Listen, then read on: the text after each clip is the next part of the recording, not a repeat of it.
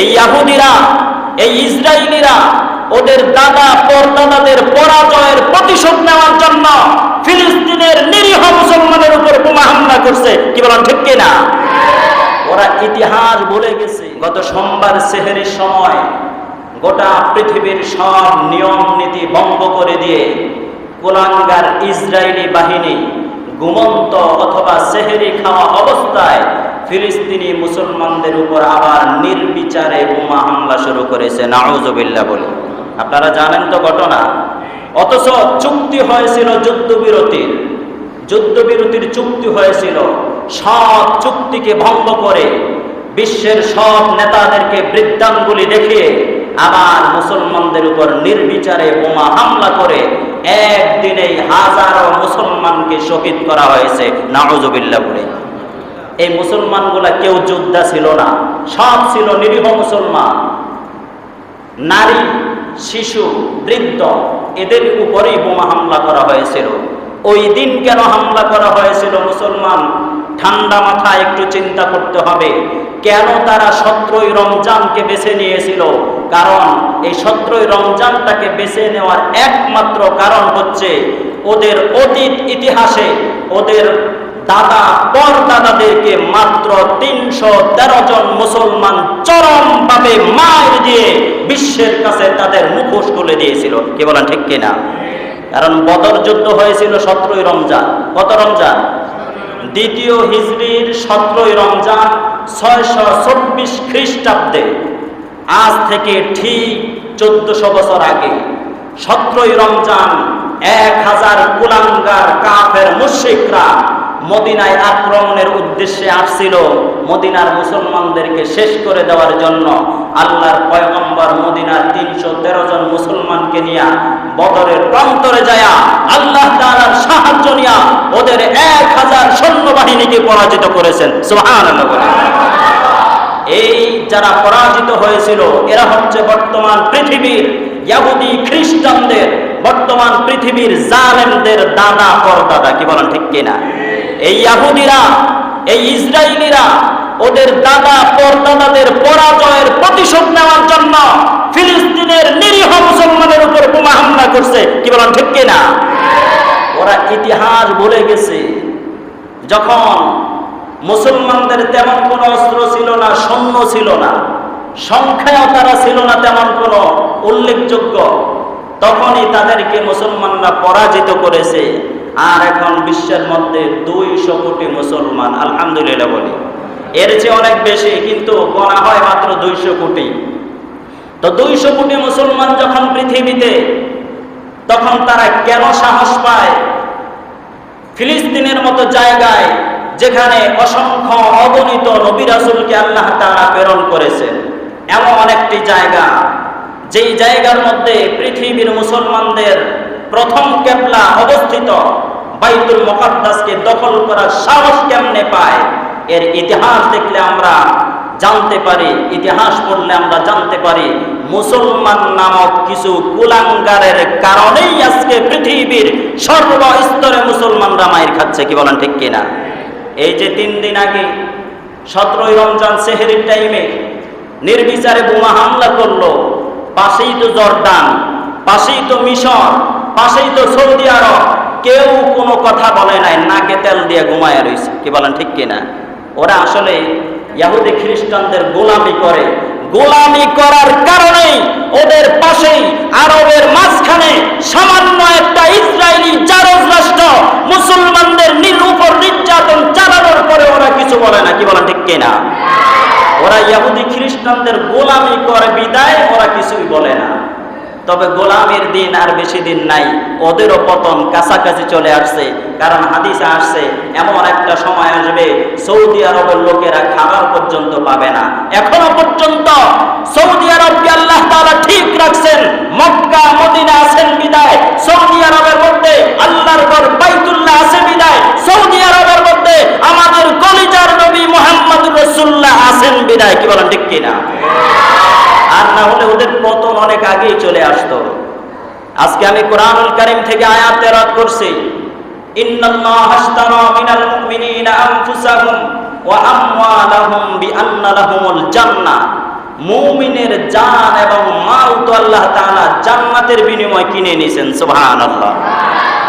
মুমিনের জান এবং মাল আল্লাহ তাআলা জান্নাতের বিনিময়ে কিনে নিয়েছেন, কিন্তু আমরা তো সেই মুমিন না। আমরা মাল দিতে রাজি কিন্তু জান দিতে রাজি না। অনেক ক্ষেত্রে মালও দেই না, জান দিতে রাজি আছি তবে নিজেদের জন্য, দলাদলির জন্য, পারিবারিক কারণে, কিন্তু ইসলামের জন্য না। আল্লাহ রাব্বুল আলামিন এমন একটা সময় আমাদেরকে দিবেন যখন এই ইহুদিরা পালানোর মতো জায়গা পাবে না। সুবহানাল্লাহ বলি। হাদিসের মধ্যে আসছে, যখন ইহুদিরা, ইসরায়েলিরা যখন তাদের সীমা লঙ্ঘন করবে, সীমা অতিক্রম করবে, তখন আল্লাহ তাআলা আকাশ থেকে সাহায্য করার জন্য হযরত ঈসা আলাইহিস সালামকে দুনিয়ার জমিনে প্রেরণ করবেন। সুবহানাল্লাহ। হযরত ঈসা আলাইহিস সালাম দুনিয়ার জমিনে আসবেন, মুসলমানদের সাহায্য করার জন্য লড়াই করবেন। ইহুদিদের বিরুদ্ধে চূড়ান্ত যুদ্ধ শুরু হয়ে যাবে। ওদের লিডার দাজ্জাল তখন পৃথিবীর জমিনে অবস্থান করবে। এই ইহুদিরা বিশ্বাস করে দাজ্জাল তাদের খোদা, দাজ্জাল তাদেরকে সাহায্য করবে, দাজ্জালকে তারা মাসিহা মনে করে। দাজ্জালের অপেক্ষায় ওদের সব প্রস্তুতি সমাপ্ত হয়ে গেছে। দাজ্জাল আসার আগে যেই পরিবেশ করার দরকার ওরা সব পরিবেশ তৈরি করে ফেলছে। ওদের বিশ্বাস দাজ্জাল যখন আসবে তখন একক শাসন তাদের চলবে পৃথিবীর জমিনে। নাউযুবিল্লাহ। ওরা বিশ্বাস করে পৃথিবীতে যখন দাজ্জাল আসবে তখন পৃথিবীর জমিনে ওদের শাসন চলবে। নাউযুবিল্লাহ বলেন। না না না, দাজ্জাল যখন আসবে তখন তাদের শাসনকে প্রতিষ্ঠিত হতে দেওয়া হবে না। আল্লাহ রাব্বুল আলামিন হযরত ঈসা আলাইহিস সালামকে আবার মুসলমানদের সাহায্যের জন্য প্রেরণ করবেন। সুবহানাল্লাহ। ঈসা আলাইহিস সালাম আসবেন, মুসলিম বাহিনী ইহুদিদেরকে মারা শুরু করবে। তাদেরকে খুঁজে খুঁজে মারা হবে। যখন ফিলিস্তিনি এবং ইসরায়েলের বিভিন্ন অঞ্চলে তারা পলায়ন করবে, ইসরায়েলের বিভিন্ন অঞ্চলে পলায়ন করার পর মুসলিম বাহিনীদেরকে দেখে যেই পাথরের পিছনে পলায়ন করবে, পাথর ডাক দিয়া বলবে, হে মুসলিম সৈন্যরা আমার কাছে আসো, আমার পিছনে একটা ইহুদি লুকায় আছে। আল্লাহু আকবার। কে বলবে? পাথর বলবে। গাছের পিছনে লুকাবে, গাছ ডাক দিয়া বলবে, হে মুসলিম সৈন্যরা আমার পিছনে আসো, আমার পিছনে একটা ইহুদি লুকায় আছে। আল্লাহর পয়গম্বর বলেন সেদিন তাদেরকে খুঁজে খুঁজে পৃথিবী থেকে নিঃশেষ করে দেওয়া হবে। সুবহানাল্লাহ। তবে এর আগে মুসলমানদের করণীয় হচ্ছে, আল্লাহ রাব্বুল আলামিন পৃথিবীর মুসলমানদেরকে ওয়াদা করলেন, ওয়াকাতিলুহুম হাত্তা লা তাকুনা ফিতনা ওয়া ইয়াকুনা আদ-দীনু লিল্লাহ। তোমরা ততক্ষণ পর্যন্ত লড়াই চালিয়ে যাও, তাদেরকে হত্যা করতে থাকো যতক্ষণ পর্যন্ত আল্লাহর জমিনে আল্লাহর দ্বীন কায়েম না হয়। সুবহানাল্লাহ। অর্থাৎ আল্লাহর দ্বীনে, আল্লাহর জমিনে আল্লাহর দ্বীন কায়েম হওয়ার পর্যন্ত, যতক্ষণ পর্যন্ত আল্লাহর জমিনে আল্লাহর দ্বীন কায়েম না হবে ততক্ষণ পর্যন্ত তাদের বিরুদ্ধে লড়াই করার কথা বলছেন কে? আরো জোরে বলেন, কে বলছেন? লড়াই করার কথা বলছেন আল্লাহ, কিন্তু আমরা তো তার থেকে দূরে আছি। এজন্যই আজ গোটা পৃথিবীতে মুসলমানরা নির্যাতিত, এজন্যই গোটা পৃথিবীতে মুসলমানরা মার খায়। এক সপ্তাহ আগের ঘটনা, আমার দেশের পাশের দেশ ভারত, সেখানে হিন্দুদের একটা উৎসবের নাম হচ্ছে হোলি উৎসব। কি বলেন, ঠিক কি না? জানেন না আপনারা? হোলি উৎসব। এই হোলি উৎসবকে কেন্দ্র করে ভারতের জমিনে হাজারো মুসলমানকে নির্বিচারে পিটায় শেষ করা হয়েছে। নাউযুবিল্লাহ। তোমাদের ধর্মীয় উৎসব তোমরা পালন করো, আমরা তো তোমাদেরকে বাধা দেই না। তোমাদের ধর্মীয় উৎসব পালন না করার কারণে তোমরা কেন মুসলমানদেরকে হত্যা করো? কি বলেন, এর কোনো জবাব তাদের কাছে আছে নাকি? মিডিয়ার মাধ্যমে কিছু কিছু খবর আমাদের কাছে আছে। শত শত মসজিদের উপর আক্রমণ করেছে, মসজিদগুলোকে ভেঙে চুরে খান খান করে দিয়েছে। মিডিয়ার মাধ্যমে আমরা দেখতে পেলাম শত শত মুসলিম নারী পুরুষের উপর আক্রমণ করে তাদেরকে আহত করেছে, কাউকে কাউকে নিহত করেছে।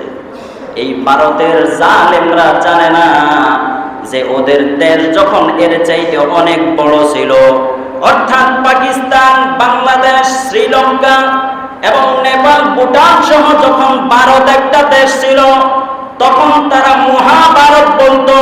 মহাভারত থাকা অবস্থায় আরব থেকে মাত্র ৬,০০০ সৈন্য আইসা এই মহাভারতকে বিজয় করছিল। সুবহানাল্লাহ বলে। ইতিহাস জানেন মুসলমান, ইতিহাস জানেন, ইতিহাস তো ভুলে গেছেন। ওরা হয়তো বা এই ইতিহাস জানে না। এজন্য ভারতে বর্তমানে ৩০ কোটির উপরে মুসলমান থাকা সত্ত্বেও গুজরাটের মতো জায়গায়, আসামের মতো জায়গায় কিছুদিন পর পর গরুর গোশত খাওয়ার অজুহাত তুলে, বিভিন্ন উৎসবের কারণে বিভিন্ন ঠুনকো অজুহাত তুলে মুসলমানদেরকে নির্বিচারে হত্যা করে। কি বলেন ঠিক কিনা? আজও যদি ভারতের ৩০ কোটি মুসলমান নয়, ৩ কোটিও দরকার নাই, ১ কোটিও যদি ঘুরে দেয়, খোদার কসম ওদের পালানোর জায়গা থাকবে না। কি বলেন ঠিক কিনা? কারণ মুসলমানদের ইতিহাস এমনই। আমরা তো আমাদের কোন উৎসবে কোনো বিধর্মীকে কষ্ট দেই না, আমাদের কুরবানি ঈদে কাউকে আমরা কষ্ট দেই না, আমাদের রোজার ঈদে আমরা কাউকে কোনো কষ্ট দেই না, আমাদের শবে বরাতে আমরা কোনো বিধর্মীকে কষ্ট দেই না, আমাদের শবে কদরে আমরা কাউকে কষ্ট দেই না। ১ মাস রোজা রাখতেছি আমরা, কোনো বিধর্মীকে আমরা বাধ্য করি না যে তোমরাও রোজা রাখতে হবে। কি বলেন ঠিক কিনা? যার যার ধর্ম সে পালন করবে, এতে বাধা আসবে কেন? আজকে গোটা পৃথিবীতে মুসলমানদেরকে শেষ করে দেওয়ার জন্য সব বিধর্মীরা ঐক্যবদ্ধভাবে চক্রান্ত চালাইতেছে। ওইদিকে বিশ্ব মোড়ল আমেরিকা এদেরকে মদদ দিতেছে। কি বলেন ঠিক কিনা? সব শয়তানের গুটি, সব শয়তানের খুঁটি, সব শয়তানের মূল হচ্ছে আমেরিকা। কি বলেন ঠিক কিনা? ওরা সব জায়গায় মুসলমানদেরকে নির্বিচারে হত্যা করে, মুসলমানদের উপর আক্রমণ করে। যেখানেই মুসলমানরা প্রতিরোধ গড়ে তোলে, সেখানেই মুসলমানদের বিরুদ্ধে বিভিন্ন অপবাদ দিতে থাকে। যখন মুসলমানরা ওদের প্রতিরোধ করে, তখন তারা কখনো কখনো বলে তালেবান আসছে, কখনো কখনো বলে আল কায়দা আসছে, কখনো কখনো বলে জঙ্গিরা আসছে। কি বলেন? বলে না? বলে না? ওদের প্রতিরোধ যারা করবে তারাই সন্ত্রাস। আর ওরা দিনে রাতে নারী শিশু সহ সহায় মানুষের উপর যখন হামলা করে, তখন তাদের ওই কাজ সন্ত্রাস হয় না। কি বলেন ঠিক কিনা? ওদের যারা প্রতিরোধ করবে তারাই সন্ত্রাস হয়ে যায়। পৃথিবীর প্রান্তে প্রান্তে ওরা নারী শিশু অসহায় মানুষের উপর যখন হামলা করে, তখন এটাকে তারা সন্ত্রাস বলে না, নির্বিচারে গণহত্যা করে, তখন আর সন্ত্রাস হয় না। ঠিক কিনা? মুসলমানদের পরিবর্তন আসছে আস্তে আস্তে। আল্লাহ তাআলা মুসলমানদের বুঝ দিতেছেন। পৃথিবীর প্রান্তে প্রান্তে মুসলমানরা ঘুরে দাঁড়ানো শুরু করেছেন। আলহামদুলিল্লাহ, মাত্র কয়েক মাস আগেই সিরিয়ার একদল জামবাজ মুজাহিদ মাত্র 13 দিনে, মাত্র 12 দিনে জালেমদেরকে হটায়া ইসলামী শাসন কায়েম করছে। আলহামদুলিল্লাহ বলি। জানি না আমরা, মুসলমানরা যখন প্রতিরোধ শুরু করবে, জালেমরা দাঁড়াইতে পারবে না। কারণ মুসলমানরা জানেন, আল্লাহ তাআলা কোরআনুল কারীমের মধ্যে বলেন, তোমরা যখন দৃঢ় প্রতিজ্ঞ অবস্থায় দাঁড়ায় যাইবা, আমি আল্লাহ আকাশ থেকে ফেরেশতা দিয়ে তোমাদেরকে সাহায্য করব। সুবহানাল্লাহ বলে। কোরআনুল কারীমের মধ্যে আল্লাহ বলেন, ওয়ালাকাদ নাসারাকুমুল্লাহু বিবাদরিন ওয়া আনতুম আযিল্লা। অবশ্যই আমি আল্লাহ তোমাদেরকে সাহায্য করেছিলাম বদরের প্রান্তরে, যখন তোমাদের কোনো শক্তি ছিল না, তোমাদের কোনো সৈন্য ছিল না, তোমাদের কোনো অস্ত্র ছিল না। আমি আল্লাহ তাআলা আকাশ থেকে হাজারো ফেরেশতা পাঠায়া তোমাদেরকে সাহায্য করেছি। সুবহানাল্লাহ বলে। আজ মুসলমানরা যদি জালেমদের বিরুদ্ধে দাঁড়ায় যায়, খোদার কসম আকাশ থেকে ফেরেশতা পাঠায়া আল্লাহ আবারও সাহায্য করবে। সুবহানাল্লাহ। বর্তমান ভারতের জালেমরা, মোদের কিছু কুলাঙ্গাররা বিভিন্ন অঞ্চলে মুসলমানদেরকে হত্যা করে আর মনে করে মুসলমানদেরকে উদ্ধার করার মতো কেউ নাই। ওরা তো জানে না মুহাম্মদ বিন কাসিমের উত্তরসূরিরা মরে যায় নাই। খোদার কসম, এই পৃথিবীর জমিনে ইমাম মাহদির আগমনের আগেই, হযরত ঈসা আলাইহিস সালামের আগমনের আগে আবার কেউ না কেউ মুহাম্মদ বিন কাসিম হয়ে অবতীর্ণ হবে। কি বলেন ঠিক কিনা? কেউ না কেউ খালিদ বিন ওলীদের ভূমিকা পালন করবে, কেউ না কেউ খালিদ বিন ওলীদের ভূমিকা পালন করবে, কেউ না কেউ সালাউদ্দিন আইয়ুবীর ভূমিকা পালন করে ফিলিস্তিনকে আবার উদ্ধার করবে। কি বলেন ঠিক কিনা? সুতরাং পৃথিবীর সব বেঈমানদের সতর্ক হওয়া দরকার। মুসলমানদের উপর আক্রমণ করো আর মনে করো এদেরকে রক্ষা করার কেউ নাই। জাতিসংঘ তোমাদের দিকে, ব্রিটেন তোমাদের দিকে, আমেরিকা তোমাদের দিকে, গোটা বিশ্বের শক্তি তোমাদের দিকে। খোদার কসম, সব যদি তোমাদের পক্ষেও থাকে, আমার আল্লাহ আমাদের পক্ষে থাকবে। অবশ্যই ঠিক কিনা? আল্লাহ যদি থাকে, বিজয় কাদের হবে? আর জোরে বলেন কাদের হবে? সেই বিজয়ের মিছিলে শামিল হবেন কে কে? হাত তুলে দেখান। নারায়ে তাকবীর। আয় আল্লাহ, যখন বেঈমানদের বিরুদ্ধে লড়াইয়ের পর সুযোগ আসবে, যখন ইহুদিদের বিরুদ্ধে লড়াইয়ের সুযোগ আসবে, আমরা অবশ্যই সেই যুদ্ধে শরীক হব ইনশাআল্লাহ। বলি রাজি আছি না? আমরা রাজি আছি না? জীবনটা আল্লাহর। আল্লাহ আমাদের কি জীবন দিয়েছেন, আল্লাহর জন্য বিলায় দেব। কি বলেন ঠিক কিনা?